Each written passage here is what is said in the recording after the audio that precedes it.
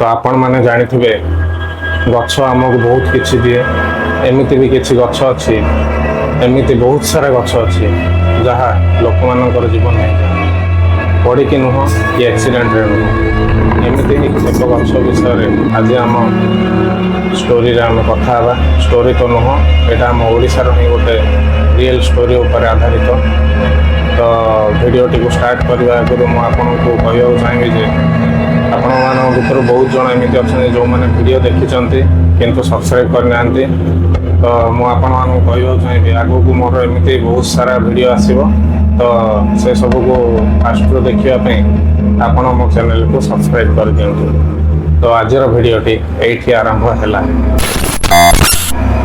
ये घटनाटी 2007 मसीहार तो आज आम कथा जाते माधव नामक जड़े व्यक्ति विषय जी कि ओडिशार मंगलाजोड़ी गाँव को आसीला कहवाक गले माधव सहर में रोला सहर में बिजनेस लस हो फल सी आउ किसी रास्ता न पाइकी गाँव में रही भाईला और से फैमिली को नहीं ओडिशार मंगलाजोड़ी गाँव को आसीला तो से किछि दिन रहिबा परे से भी गोटे व्यवसायटे आरंभ करथिला और सेटा देखि तांग घर लोक खुशी हो जाइथिले किंतु से माने एटा जान नथिले जे ए खुशी किछि समय तो एमिति गोटे दिन माधव तार व्यवसाय सारी आसु थाए गाँव को तो फेरिया बाटरे से जो भावे कि यहाँ इवनिंग होगा जाऊँगी तो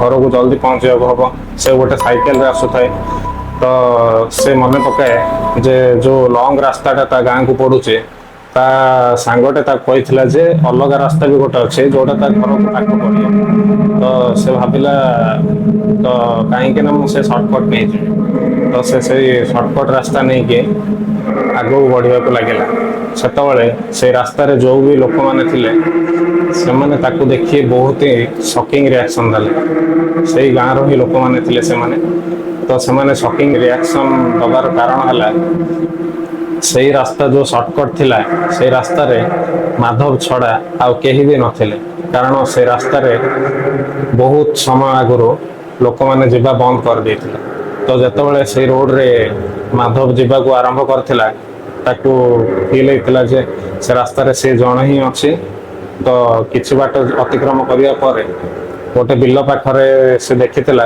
गोटे बहुत विराट काय गछटे अच्छी से गछ को देखी से भाविला ए तो अंधार हैनी अंधार हवा किछि समय अच्छी तो मुझे रेस्ट करनी से छाई भी भल थिला पवन भी भल आसुला तो से भाविला से रेस्ट करिवो किछि समय पई तो से साइकेल स्टैंड मारी से गछर छाया जाई बसी पड़ा किछि समय होता है एते अधिका ठंडा पवन आसु थाए जे ताकू निद लगिला तो से भाविला मु एमिति तो किछि हे जवार नहीं किछि 15-20 मिनट से रेस्ट कर नौची तो से आखि जतबे बंद करिया लगिला जतबे तार आखिटा बंद होईची सेतबे ऊपर किछि पड़ियार साउंड हला और से संगे संगे आखि खोली देले आखि खोलु खोलु से देखिला जे ता साइड रे गोटे छोटो टीन डबाटे पड़ी तो से टीन डबाटा को उठे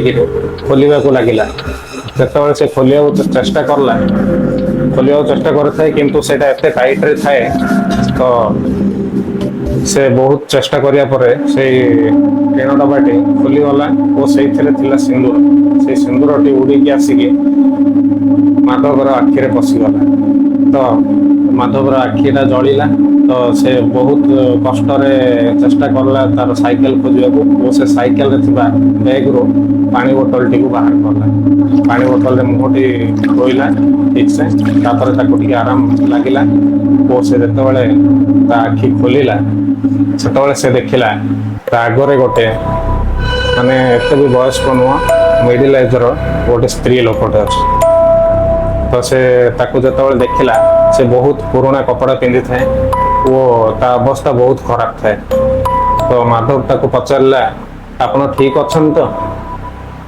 आपण को मु किछि हेल्प करि परिबे से स्त्री लोकटी समिति ही ताकू देखु थाए ଓ କିଛି ସମୟ ପରେ ମାଧବ ଆଉ ଥରେ ପଚାରିଲା, କ'ଣ ମୁଁ ଆପଣଙ୍କୁ କୋଉଠି ଛାଡ଼ିଦେବି?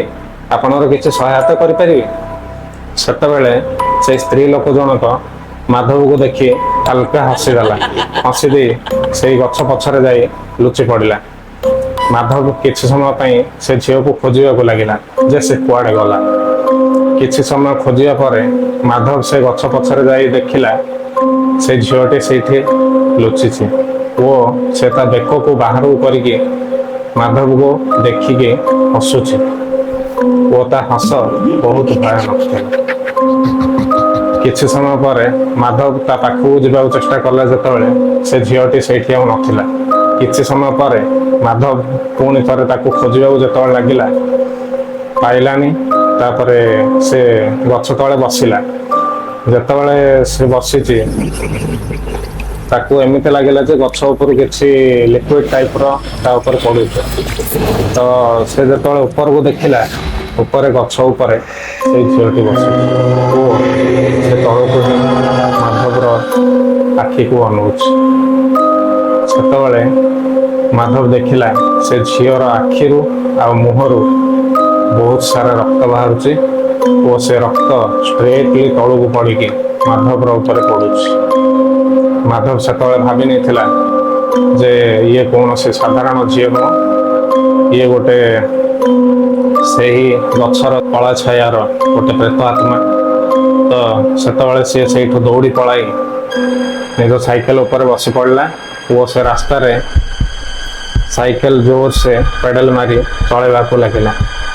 15-20 ମିନିଟ୍ ଯିବା ପରେ ସେ ଯେତେବେଳେ ଦେଖିଲା ସେ କୋଉଠି ପହଞ୍ଚିଲା, ତ ସେ ଦେଖୁଥାଏ ସେ ପୁଣି ଥରେ ଆସି ସେଇ ଗଛ ପାଖରେ ପହଞ୍ଚି ଯାଇଛି। ତ ଏମିତି କ'ଣ ପାଇଁ ହେଉଛି ସେ ବୁଝିପାରିଲାନି। ରାସ୍ତା ତ ରାଉଣ୍ଡ ନଥିଲା, ରାସ୍ତା ପୁରା ସିଧା ରାସ୍ତା ଥିଲା, ତଥାପି ଏମିତି କ'ଣ ପାଇଁ ହେଉଛି ସେ ବୁଝିପାରିଲାନି। ସେ ପୁଣି ଥରେ ପ୍ରୟାସ କରିବାକୁ ଲାଗିଲା। ଏମିତି ସେ ପାଖାପାଖି 15 ଥର ପ୍ରୟାସ କଲା ସେ ରାସ୍ତାରେ ଅତିକ୍ରମ କରିବା ପାଇଁ, କିନ୍ତୁ ସେ ସେହି ଗଛ ପାଖରେ ଆସି ପହଞ୍ଚୁଥାଏ। ତ ମୁଁ ଆପଣମାନଙ୍କୁ କହିବାକୁ ଚାହିଁବି, ଏମିତି କିଛି ଏଣ୍ଟିଟି ଅଛନ୍ତି ଯାହାକୁ ଆମେ କୁହନ୍ତି ଚକୁଆ। ଏଇ ଏଣ୍ଟିଟି ଯେତେବେଳେ ଆପଣଙ୍କ ସହ କନେକ୍ଟ ହେଇଯାଏ, ସେତେବେଳେ ଆପଣ ଏଠୁ ଯେତେ ବି ଦୂରକୁ ଯିବାକୁ ଚେଷ୍ଟା କରନ୍ତି ତା ପାଖକୁ ହିଁ ଆସନ୍ତି। ଯେତେ ଦୂରକୁ ଯିବାକୁ ଚେଷ୍ଟା କରନ୍ତି ତା ପାଖକୁ ହିଁ ଯାଆନ୍ତି। ତ ଯେତେବେଳେ ସେ ବହୁତ ସାରା ଚେଷ୍ଟା କରିଦେଲା, ସେତେବେଳେ ସେ ଫ୍ରଷ୍ଟ୍ରେଟେଡ୍ ହେଇଗଲା ଯେ ସେ ଯେତେ ବି ରାସ୍ତା ଅତିକ୍ରମ କରିବାକୁ ଚେଷ୍ଟା କରୁଛି ସେଇ ପାଖରେ ହିଁ ଯାଇ ପହଞ୍ଚୁଛି। ତ ସେ ଲାଷ୍ଟରେ ଫ୍ରଷ୍ଟ୍ରେଟେଡ୍ ହେଇକି ସେ ଭାବିଲା, ଏ ପ୍ରେତାତ୍ମା ମୋତେ ମାରିବ, ଯଦି ମାରିଦେଉ, ଯାହା କରିବାର ଅଛି ତାହାର କରୁ, ମୁଁ ଯାଇକି ତା ପାଖରେ ସରେଣ୍ଡର କରିବି। ତ ସେ ଯେତେବେଳେ ସେ ଗଛ ପାଖରେ ପହଞ୍ଚିଲା, ସାଇକେଲଟାକୁ କିଛି ଦୂରରେ ରଖିଲା ଓ ସେ ଦେଖୁଥାଏ ସେ ଝିଅଟି ସେଇ ଗଛ ଆଗରେ ରହିକି ମାଧବକୁ ଦେଖୁଥାଏ। ତ ମାଧବ ବି ହିମ୍ମତ କରିଲା, ଡର ଲାଗୁଥାଏ କିନ୍ତୁ ସେ ହିମ୍ମତ କରିଲା ଆଉ ସେ ଝିଅ ପାଖକୁ ଗଲା। ସେ ଝିଅ ପାଖକୁ ଯାଇ ସେ ତା ହାତ ଯୋଡ଼ି ତାକୁ କ୍ଷମା ମାଗିଲା ଯେ ଆଗକୁ ଆଉ କେବେ ବି ସେ ଏମିତି କୌଣସି ବି ଏଣ୍ଟିଟିର ଜିନିଷରେ ହାତ ଲଗେଇବନି ଓ କେବେ ବି ସେମାନଙ୍କୁ ପରେଶାନ କରିବନି। ଏତିକି କହିକି ସେ ତା ଆଖି ବନ୍ଦ କରିକି କ୍ଷମା ମାଗିବା ପରେ ତାକୁ ଏମିତି ଲାଗିଲା ଯେମିତି ତା ପଛରେ କିଏ ହାତ ଦେଇଛି କାନ୍ଧରେ। ତ ସେ ଯେତେବେଳେ ବୁଲିକି ଦେଖିଲା ତା ପଛରେ ଗାଁ ଲୋକମାନେ ଅଛନ୍ତି, ବହୁତ ସାରା ଗାଁ ଲୋକ, ପାଖାପାଖି 15-20 ଜଣ। ସେମାନେ ତାକୁ ନବାକୁ ଆସିଥିଲେ, କାହିଁକିନା ସେମାନେ ଦେଖିଥିଲେ ଯେ ସେ ସେଇ ରାସ୍ତାରେ ଯାଉଛି। ତ ସେମାନେ ତାକୁ କହିଲେ, ସୁରକ୍ଷିତ ଭାବେ ଏଇଠୁ ଆମକୁ ଯିବାକୁ ପଡ଼ିବ, ତ ଚାଲ ଯଥାଶୀଘ୍ର ଏଇଠୁ ପଳାଇବା। ଓ ସେଇ ଗାଁ ଲୋକମାନେ ମାଧବକୁ ସେଇଠୁ ନେଇ ପଳେଇଥିଲେ। କିଛି ବାଟ ଅତିକ୍ରମ କରିବା ପରେ ସେଇ ଗାଁର ଲୋକମାନଙ୍କ ଭିତରୁ ଜଣେ ସଦସ୍ୟ ବାହାରକୁ ଆସି ମାଧବକୁ କହିଥିଲେ, ଯାହା ତମେ ଦେଖିଛ ଆଜି ସେଇଟା ସବୁ ସତ ଓ ଏଇଠିର ବହୁତ ହିଁ ବର୍ଷ ତଳର ଗୋଟେ କାହାଣୀ ଅଛି ଯେ ଏଇ ଗାଁରେ ଗୋଟେ ଝିଅଟେ ଥିଲା ଯିଏକି ଜନ୍ମଠୁ ହିଁ ବହୁତ ଦୁଃଖ ପାଇଥିଲା। ତ ଦୁଃଖ ପାଇବା ଫଳରେ ସେ ତା ଜୀବନକୁ ଏଇ ଗଛ ପାଖରେ ଆସି ତ୍ୟାଗ କରିଥିଲା, ଆତ୍ମହତ୍ୟା କରିଥିଲା। ଓ ଆତ୍ମହତ୍ୟା କରିବା ସମୟରେ ସେ ଝିଅ ନିଜକୁ ଏତେ ଟର୍ଚର କରିଥିଲା ଯେ ଏଇ ଗଛରେ ସେ ତାର ରକ୍ତ ସବୁ ବାହାର କରିକି ସେ ଗଛର ପ୍ରତି କାଣ୍ଡ ଓ ଡାଳରେ ଲଗେଇ ଦେଇଥିଲା।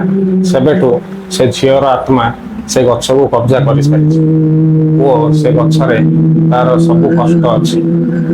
ଓ ଯେତେବେଳେ ବି ସେଇ ପାଖରେ ଦେଇକିରି ଯୋଉ ବି ଲୋକ ଯିବାକୁ ଚେଷ୍ଟା କରୁଛନ୍ତି, ସେ ଯୋଉ କଷ୍ଟ ପାଇছে ସେଇ ଲୋକମାନଙ୍କୁ ବି ସେଇ କଷ୍ଟ ସେ ଦବାକୁ ଚାହୁଁଛି। ତ ଏହି ଭିଡିଓ ପରେ ମୁଁ ଆପଣଙ୍କୁ ବାସ୍ ଏତିକି କହିବାକୁ ଚାହିଁବି, ଆପଣ ଯେତେବେଳେ ବି ରେଷ୍ଟ କରିବାକୁ କୌଣସି ବି ଗଛର ସାହାରା ନିଅନ୍ତି ତ କିଛି ସାବଧାନ ରହିବା କଥା। ଯେମିତିକି ଆପଣ ଏଇ ଷ୍ଟୋରିରେ ଶୁଣିଲେ, ଏମିତି ଗୋଟିଏ ଗଛ ନୁହଁ, ବହୁତ ସାରା ଗଛ ଅଛନ୍ତି ଯାହା ବିଷୟରେ ଆମେ ଜାଣିନାହାନ୍ତି। ପ୍ରତିଦିନ ଆମ ଯିବା ଆସିବା ରାସ୍ତାରେ ଏମିତି ବହୁତ ସାରା ଗଛ ଅଛନ୍ତି, କିନ୍ତୁ କୌଣସି ଗଛ ବିଷୟରେ କାହାର କଣ ଷ୍ଟୋରି ଅଛି ଆମେ ଟୋଟାଲି ଜାଣିନାହାନ୍ତି। ତ ଆମକୁ ସତର୍କ ରହିବା ଆବଶ୍ୟକ। ତ ମୁଁ ଶଙ୍କର ଆଜିର ଭିଡିଓକୁ ଏଇଠି ଶେଷ କରୁଛି।